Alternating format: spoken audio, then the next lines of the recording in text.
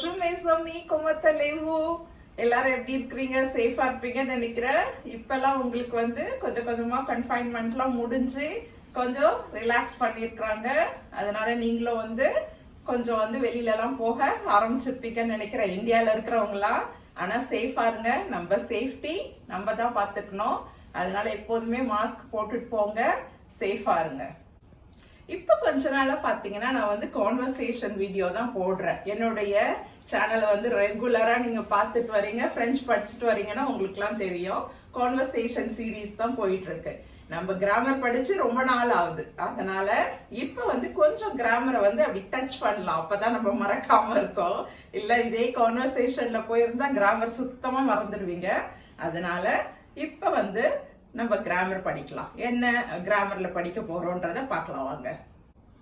உங்களுக்கு நல்லா ஞாபகம் இருந்ததுன்னா நம்ம இப்ப செகண்ட் குரூப் பாஸ்ட் டென்ஸ் படிச்சுட்டு வரோம் இல்லையா? முதல்ல இந்த கான்வர்சேஷன் சீரீஸ்க்கு முன்னாடி செகண்ட் குரூப் பாஸ்ட் டென்ஸ்ல தான் இந்த வீடியோ கிராமர் வீடியோ நிறுத்தினேன். அதனால அதை நம்ம கொஞ்சம் கண்டினியூ பண்ணலாம், அதை ரிவைஸ் பண்ணலாம். அந்த பேசிஸ்ல நம்ம படிக்க போறது second group regular verbs. Regular verbs உங்களுக்கு தெரியும், ல முடியறது. அந்த வேர்ப்ஸ் உடைய பாஸ்ட் டென்ஸ் தான் நம்ம இன்னைக்கு படிக்க போறோம். நம்ம படிக்க போறதுக்கு முன்னாடி இன்னும் என்னுடைய சேனலுக்கு சப்ஸ்கிரைப் பண்ணலனா please subscribe to Jojo Das. Comment பண்ணுங்க, லைக் பண்ணி ஷேர் பண்ணுங்க. இன்னைக்கு படிக்க போற verb réussir. réussirனா to succeed அப்படின்னு சொல்லிட்டு அர்த்தம். அதாவது வெற்றி அடைதல் அப்படின்னு சொல்லுவோம் இல்லையா? அந்த மீனிங்கை தான் இதை கொடுக்கும். அப்ப இந்த verb இப்ப நம்ம conjugate பண்ணலாம். உங்களுக்கு நல்லா தெரியும், நான் முன்னாடியே சொல்லியிருக்கிற அதுல முடியறது செகண்ட் குரூப் வேர்ப்ஸ் அப்படின்னு சொல்லிட்டுன்னு. இதை பாஸ்ட் டென்ஸ்ல நம்ம எழுதும் போது என்ன செய்யணும்னு உங்களுக்கு சொல்லியிருக்கிறேன். மறந்துருந்தீங்கன்னா திருப்பி ஒரு தடவை சொல்றேன். அப்படி இருக்குது இல்லையா? இப்ப réussirன்றது இன்ஃபினிட்டிவ். இது ல முடியுது. இந்த ஏரை ரிமூவ் பண்ணிட்டீங்கன்னா réussi ஈயோட முடியும். அதுதான் நம்மளுக்கு பாஸ்ட் பார்ட்டிசிபிள். அப்ப நம்ம பாஸ்ட் டென்ஸ்ல இதை எப்படி சொல்லணும்? réussi அப்படின்னு சொல்லிட்டு சொல்லணும். இதை மறந்துடக்கூடாது. அந்த ஏரை ரிமூவ் பண்ணிட்டா réussi. இதுதான் நம்ம பாஸ்ட் பார்ட்டிசிபிள். இதைத்தான் பாஸ்ட் டென்ஸ்ல நம்ம யூஸ் பண்ணுவோம்.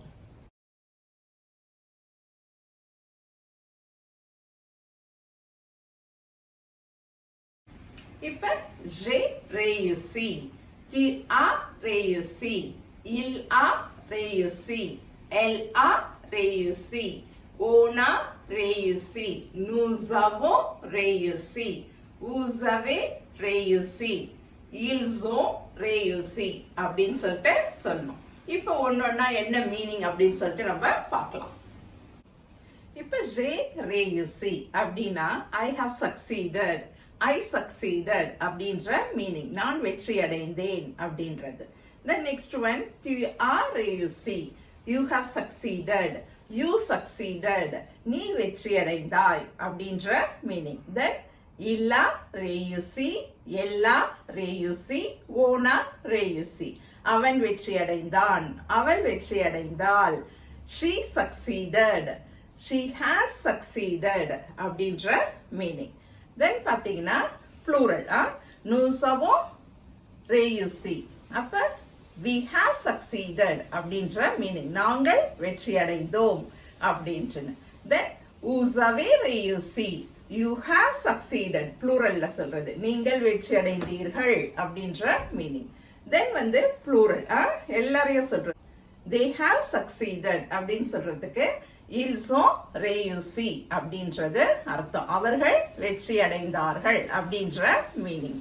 இப்ப இந்த succeeded எப்படி யூஸ் பண்றது அப்படின்னு சொல்லிட்டு உங்களுக்கு தெரிஞ்சிருக்கும்.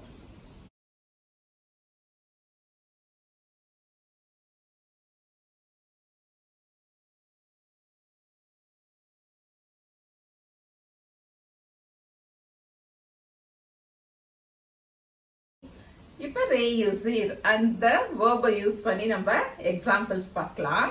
First example, j'ai réussi mon examen le mois passé. j'ai réussi mon examen le mois passé. I have passed my exam last month. நான் என்னுடைய எக்ஸாம்ஸை போன மாசம் வெற்றி அடைந்தேன், பாஸ் பண்ணேன் அப்படின்ற மீனிங் தான் இது.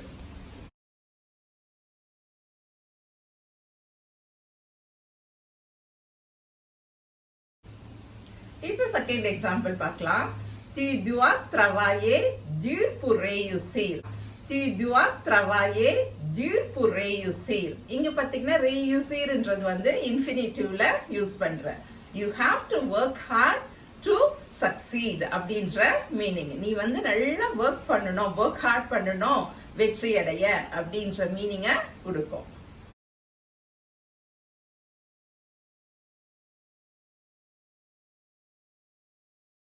Then third example பாத்தீங்கன்னா, ta petite sœur a beaucoup travaillé et a réussi son examen. Ta petite sœur a beaucoup travaillé et a réussi son examen.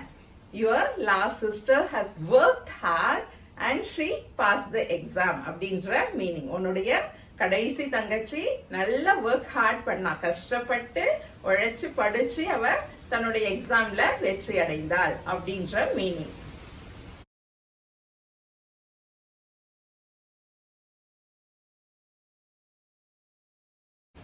இப்ப réussirன்ற verb வந்து passé composéல எப்படி சொல்றது அப்படின்றத பார்த்தோம். இது உங்களுக்கு நல்லா புரிஞ்சிருக்கும். இத மாதிரி சின்ன சின்ன எக்ஸாம்பிள்ஸ் நீங்களும் வந்து எழுதி பிராக்டிஸ் பண்ணுங்க. அந்த ஆர்டர்ல நீங்க வந்து இத passé composéல இத வந்து படிச்சுக்குங்க.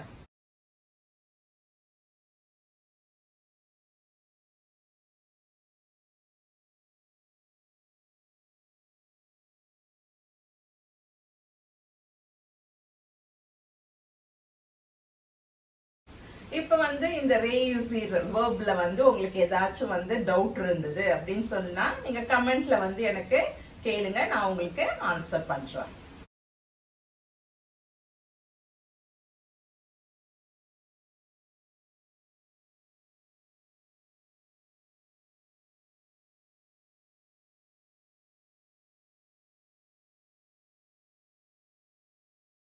Thank you for watching this video. Please subscribe to Jojoe Dasse. Dream it, wish it, and do it.